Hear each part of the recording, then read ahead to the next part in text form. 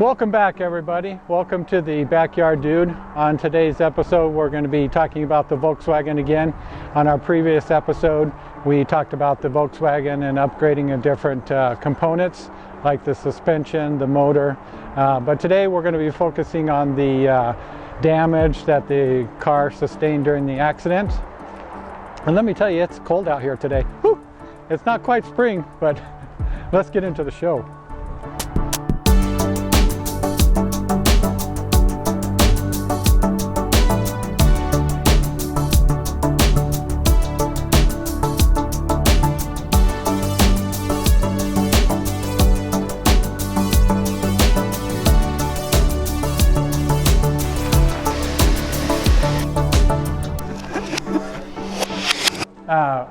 We were talking amongst ourselves, and we actually thought, let's see if we can figure out what actually happened to this car before we take some of these parts off. And so I brought the bumper in, and we're going to kind of do like a forensic analysis here. And so Michael, Andrew, and I kind of got the impression that the actual impact of the car initially occurred here. So it seems like the car was impacted here, which shattered or broke the plastic here, and then something rammed into the bumper here. And then when you come across the front, there's hardly any damage. But then when you get over to this side, you can see there's a great impact as well over here. So overall, looking at the bumper, when you kind of just take an assessment of the bumper, you got some damage over here and you got some damage over here. But overall, you wouldn't think there would be a tremendous amount of damage on the car. But actually, there's quite a bit of damage, and that's what we're going to get into it. All right, so we're going to go ahead and take this off, dismount this stuff.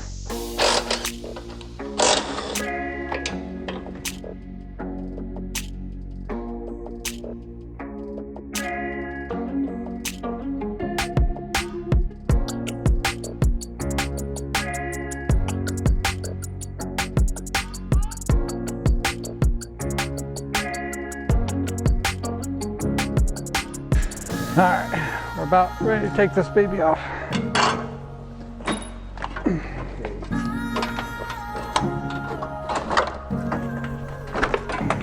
There we go.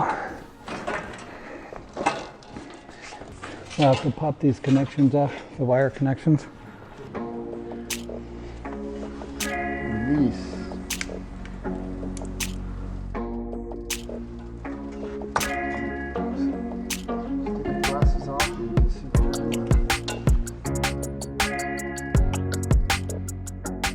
All right, that was fun and entertaining. So we got our main bumper off, and as you can see, our hood latch assembly is all busted up, so we'll have to fix that.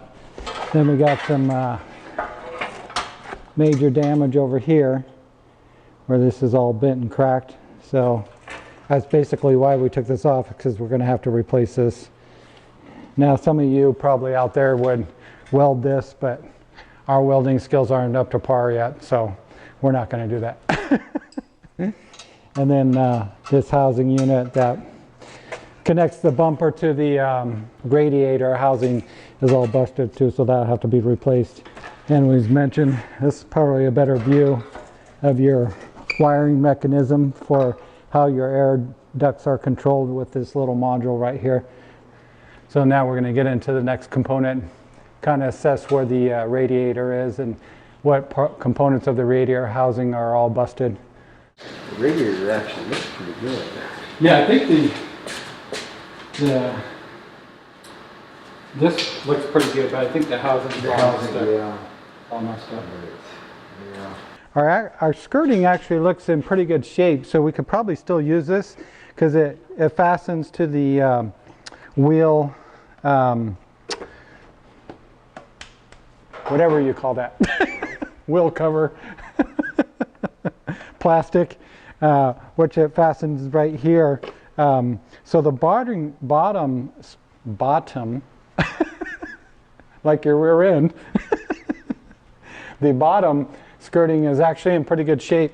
When you look over here, I was wondering, I thought maybe it was broken, but it's actually not. It's just where it connects to the wheel well plastic. So it's actually still good. And this wheel well actually looks pretty good. But this wheel well plastic, we're definitely going to have to replace. As you can see, it actually is broken all along here.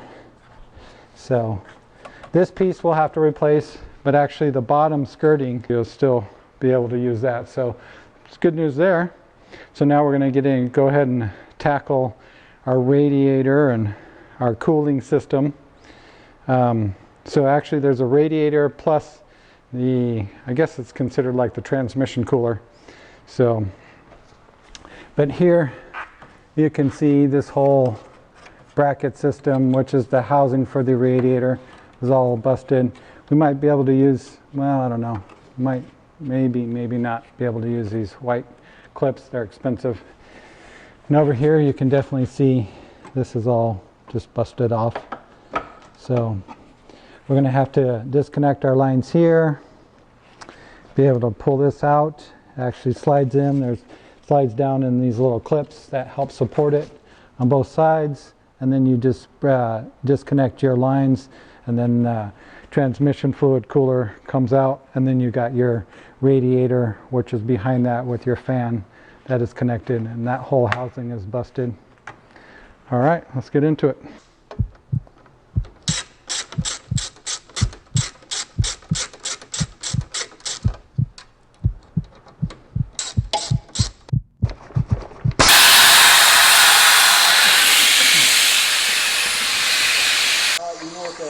That's your air conditioning.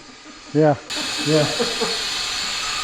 Okay, you probably are not running too much of your free on.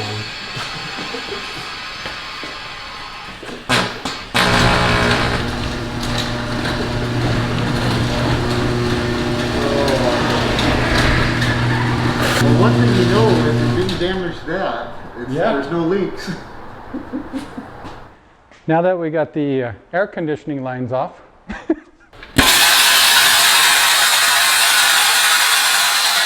and just remember that this is all for fun and entertainment.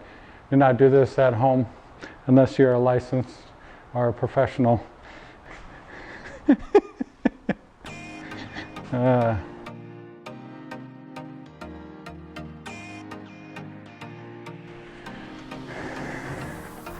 Now for the most part we're going to keep this hood just because the damage, as you can see, there's just a little bit of damage here and here, and we'll be able to repair that without replacing the whole hood.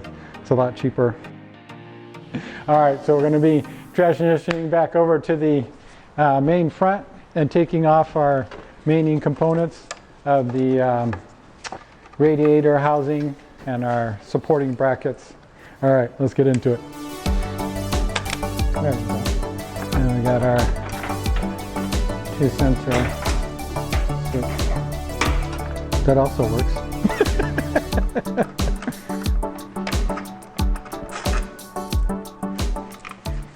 It looks like everything else is pretty much intact, so it's just the main outer housing unit. This whole thing right here.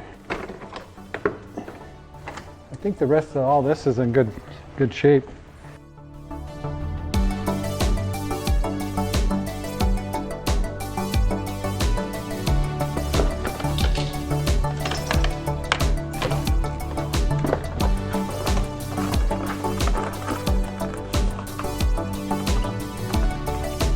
Hit it. There we go.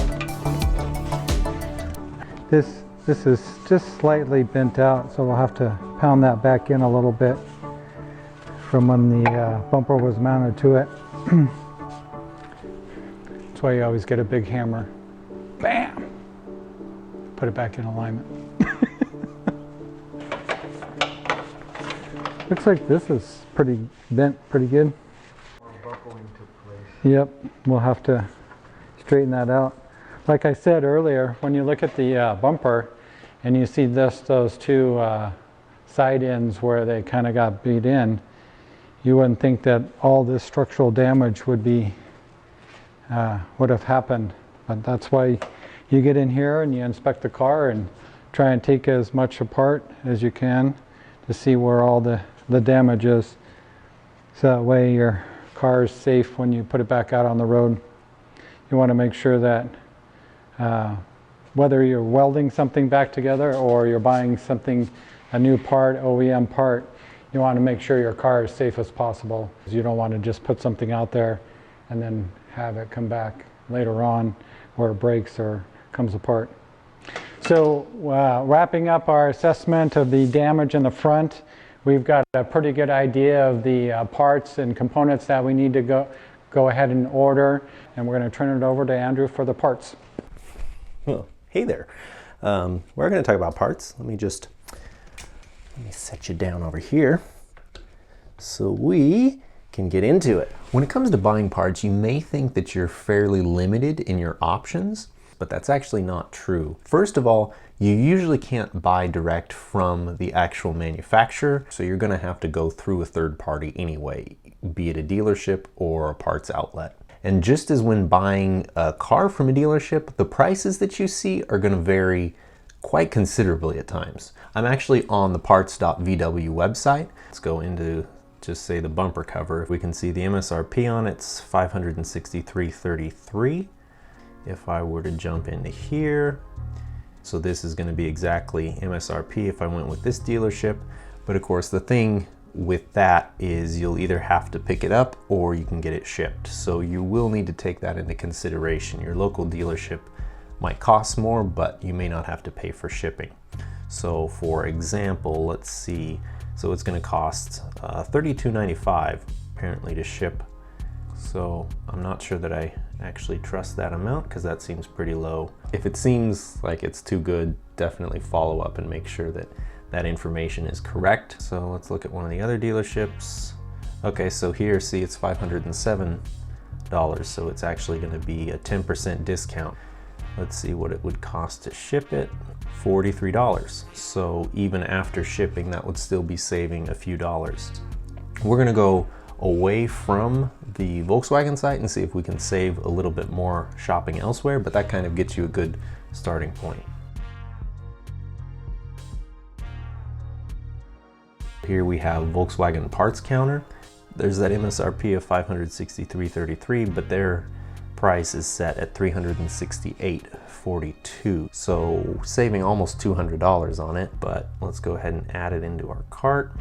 Yep, so estimated shipping is $303.50. We're not actually saving more than it would cost to potentially just pick it up locally. Now, it may be the big thing you're not able to actually save because it just costs too much to ship. But if you've got smaller components and things, you might be able to get those for less and not have to pay as much in shipping. So don't think that you have to order all of your parts from the same place. You can kind of calculate out what is actually going to save you the most money and be easiest. So keep that in mind when you're shopping around. I'm going to go through and get the rest of the parts that we need and figure this out. In the meantime, back to Dave. Hey, thank you very much, Andrew, for that assessment of parts. Really, you can truly save a good amount of money if you do your shopping right. So if you find this information helpful and beneficial to growing your business and helping your customers out, like and subscribe. And we'll see you on the next episode.